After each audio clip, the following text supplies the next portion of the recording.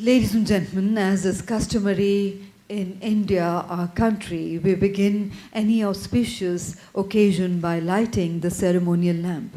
By lighting the lamp, we invoke the gods and goddesses to guide and bless us for the success of our endeavors.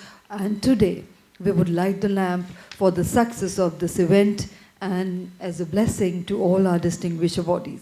And ladies and gentlemen, please put your hands together on this ceremonial and auspicious inauguration of the Global Business Opportunities Summit, the 13th International Achievers Summit.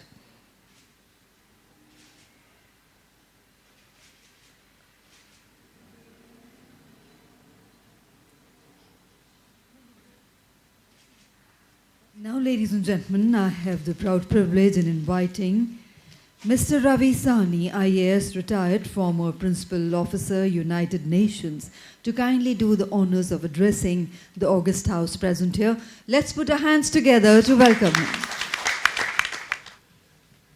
His Excellency, Mr. Korn Dabransi, someone I have met many times during my UN days and admired for his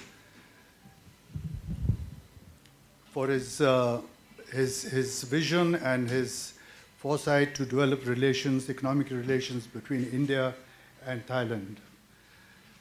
Distinguished guests on the dais, ladies and gentlemen, I'm grateful to IDEA and IEC for inviting me again to this conference and award ceremony. I recall coming here last year, and I don't know how many of you were here at last year's conference. It was a different situation last year. The global environment looked much brighter. People were optimistic. At present, the current situation, when we're talking about global business opportunities, the external environment, both globally, regionally, and also currently in India, is very, very challenging. There is a deceleration in global economic growth. There's also heightened or accelerated trade tensions growing all around the world. So this global environment or challenging environment, with all of you who are here to receive the Achievers Awards, I'm sure that you will be able to deal with the new challenges which you are confronting in the coming year. As you see, the forecasts for global trade growth are not very optimistic. The WTO, the World Trade Organization itself, has estimated that growth will be perhaps 50% of what they had forecast earlier, from about 2.6% to 1.2%. At the same time, countries are beginning to increase all the trade restrictions. The WTO, which came into existence in 1995 and perhaps is now celebrating its silver jubilee, has from the very inception tried to reduce trade barriers and increase the flow of trade between countries. But today, there's a tendency to move this vehicle of trade liberalization into the reverse gear. More and more countries today are putting up trade restrictions, tariff and non-tariff. In fact, it has been estimated that between the year October 2018 and October 2019, the effect of trade barriers on trade globally is something in the region of $747 billion, which is significant.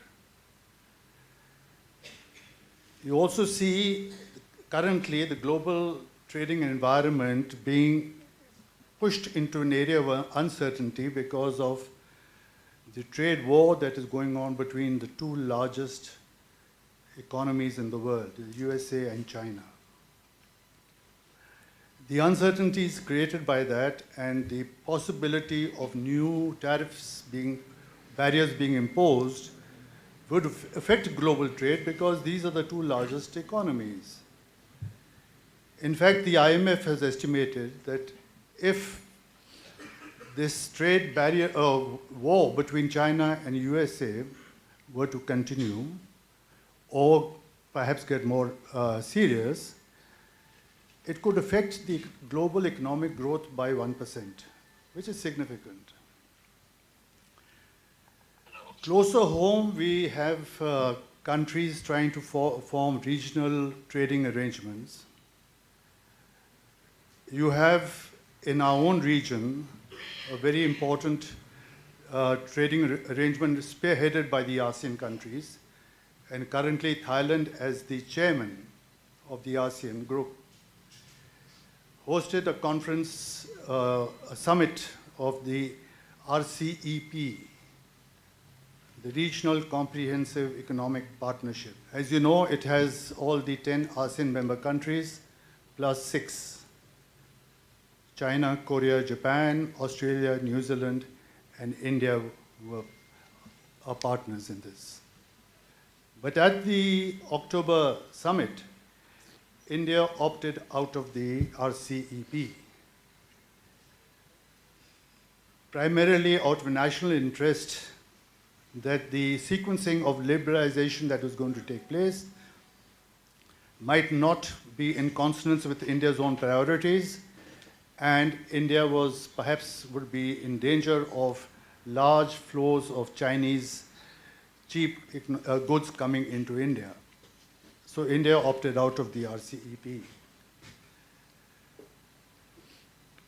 Hopefully, the RCEP will still move forward and promote closer economic relations among the countries of this region.